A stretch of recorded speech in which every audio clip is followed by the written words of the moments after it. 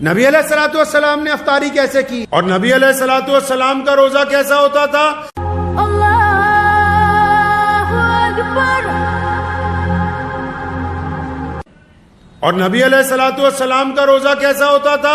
اس بات کو اب تلاش کر لیں۔ مجھے پتا ہے کہ آج بھارت کے مسلمانوں میں گھر گھر میں ہم لوگ مفتی بنے ہوئے ہیں، لیکن حضرت کبھی رمضان میں یہ بھی کوشش کر لیں کہ رسول اللہ صلی اللہ علیہ وسلم کس وقت اٹھتے تھے، کس وقت تسبیح پڑھتے تھے، کس وقت سحری کرتے تھے، سارا دن معمولات کیا تھے۔ پوچھو جا کے اپنی مسجد کا ائمہ کو، تاکہ پتہ لگے رمضان چلنا کیسے ہے، رمضان گزارنا کیسے ہے۔ ہماری افطاریاں دیکھ لیجئے، آپ افطاریاں دیکھ لیں ہماری۔ شام کو جب روزہ کھلنے کا وقت ہوگا، خدا کی قسم اتنا سامان ہماری افطاری میں ہوتا ہے، کوئی باہر کا آدمی دیکھ لے تو حیران رہ جائے کہ یہ کیا کرتے ہیں۔ بہترین قسم کے کھانے، بہترین قسم کے پکوڑے، طرح طرح کی حلوے، طرح طرح کی میٹھی کھیریں، طرح طرح کی کھجوریں، طرح طرح کے پھل، طرح طرح کے شربت، طرح طرح کی کولگیٹ اور طرح طرح کی کیا کہتے ہیں اس کو، کولڈ ڈرنک۔ ہمارے پیارے نبی صلی اللہ علیہ وسلم نے روزہ کیسے کھولا؟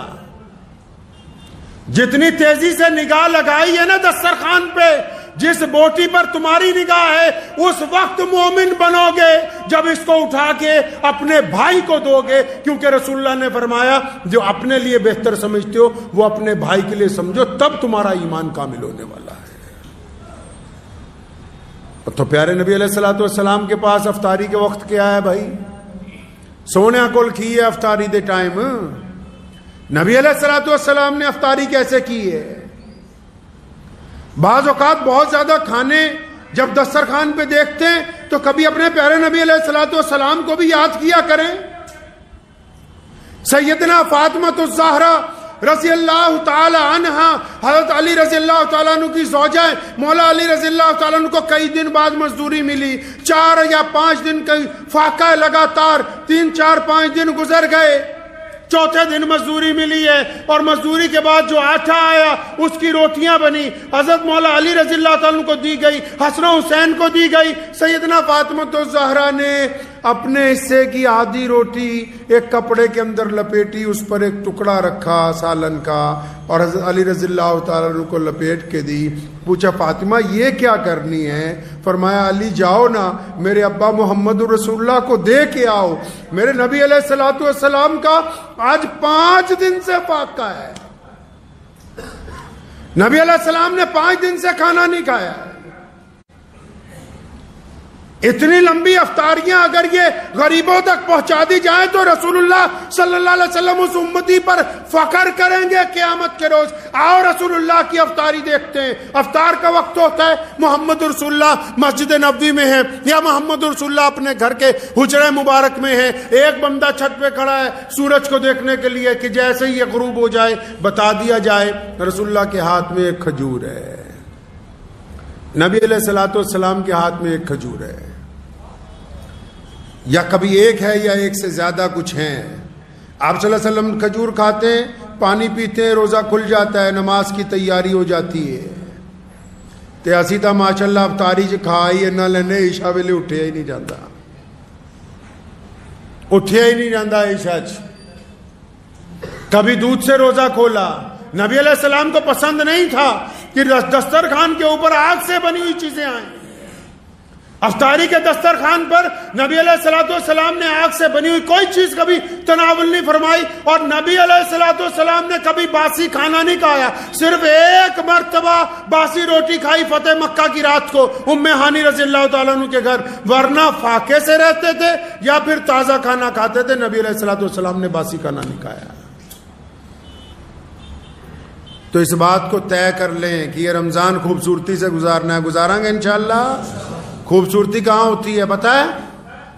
کئی کریمہ ملنڈے منہ تے ایدا نہیں خوبصورت ہونا۔ چہرہ خوبصورت کرنا چاہتے ہیں؟